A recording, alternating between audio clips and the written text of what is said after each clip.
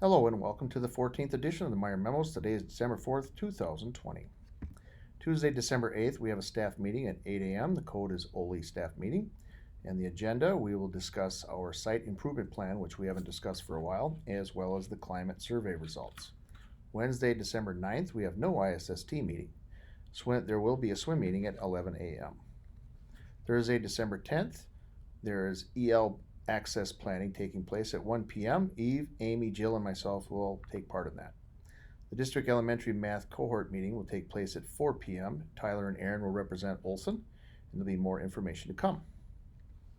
Friday, December 11th, we have a BLT meeting at 7:30. The district leadership meeting will take place at 8:30, and I will be attending that.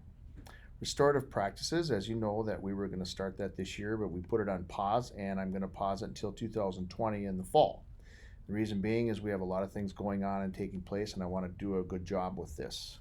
Our district continues to move ahead with these practices, and so when we come in the fall, when we get here in the fall, we are going to start it then. And there never is a good time, but I want to for sure start in the fall with restorative practices. Online guided reading resources. Currently, this is in legal. What does that mean? Well, whenever the district goes to purchase a program, they want our lawyers to look at the information so that it's up to speed. And this is a small company, so they want to make sure that some things are clarified. But this info should be coming to us after January 1st. We should have those resources. Olson's climate survey results is loaded in the hub, but it's still in draft mode. We'll discuss at next week's staff meeting. I have some information that I know is for sure that I can share and we can discuss. And then I want to bring up second step implementation because this is part of our SIP in climate, and second step would be a big portion of it. Adjusted SIP, so we need to adjust our site improvement plan. And we're going to pare down our focus for math expressions. We had IXL, UCube videos, utilize math talks or talk moves, guided math groups and small groups, and task and share. And these 5 things are what we were going to focus on. But as you can see, the ones in red, they involve a fair amount of doing stuff at school, and it's tough to do. But we can utilize IXL and we can utilize guided math or groups or small groups. So we're going to focus our attention on that, okay? And then, like I said, this does not mean that you can't use these other like UCube videos and task and share, but we're just not going to focus as a school on that.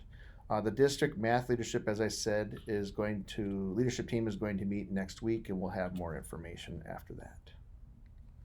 Engagement rewards. When I met with grade levels and specials at their meetings this week on Wednesday, one teacher shared with me some concerns, and I was talking about engagement rewards. Please remember where students are coming from. We don't want to set a system up where a kid feels bad for not meeting this outcome, meeting their expectations for engagement, if they can't help it.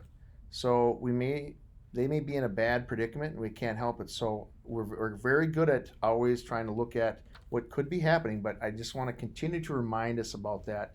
And sometimes when I say things, as you know, it comes out sideways. So I wanted to clarify that this teacher has a valid concern about engagement rewards. So just be careful, and it might be that you connect with that kid yourself, and that's the reward. But I don't want to make them feel guilty for not being engaged if they can't help that. And then Screencastify. Are teachers interested in ordering this? It's $29 for the year, and we can discuss at our staff meeting. Nick Schmidt brought this to my attention, and he was wondering if that's something we could look at. And I said we can talk about it. Virtual Scholastic Book Fair. I know that people are wondering, where is this? We haven't heard about this. It's November 30th to December 13th. The PTA will share info with staff today. They've kind of pushed, Karen and I talked, and we kind of waited on this because there's a lot going on. So they would have a push. We'd have a push for next week, and since it's virtual, it's not as important to have. We don't need as much time, so we can get things done in this next week. So information will come out, and then we're going to ask teachers to push it.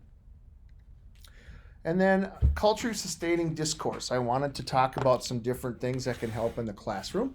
And this is one of them. That's Think, Pair, Share, Listen. And as you can see, it can be modified for asynchronous by using Flipgrid videos. And there's pros and cons of this in the virtual format. Practice speaking and listening, pro of building background and context, and then a con is timelet of SyncMate, and then a con is getting students to participate.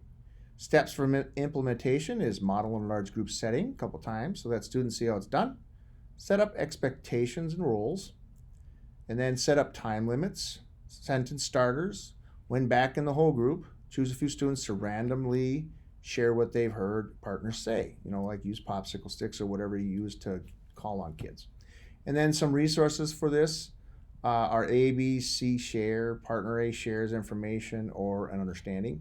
Partner B says, I heard A say blank, and I would like to add agree or disagree with. Partner C says, I heard A say and B say, I think blank because. Partner A can share again, summarizing what the group has said, or can just have the initial share depending on engagement and language skills. So just take a look at this, and I know many of you are doing this, but we want kids to talk, and just because they're not in school, we want to make sure that we continue to do that. And I can see that many people are doing, but I just want to keep highlighting because that is some great work that we did in the past at Olson. And then learning supports the free internet access grant, and it's sponsored by the Education Foundation of Bloomington, and it's for families that are in need. So let me know if anyone is needing that. We can start steering families in that direction. Well, that's it. Thank you for another great week, and have a wonderful weekend.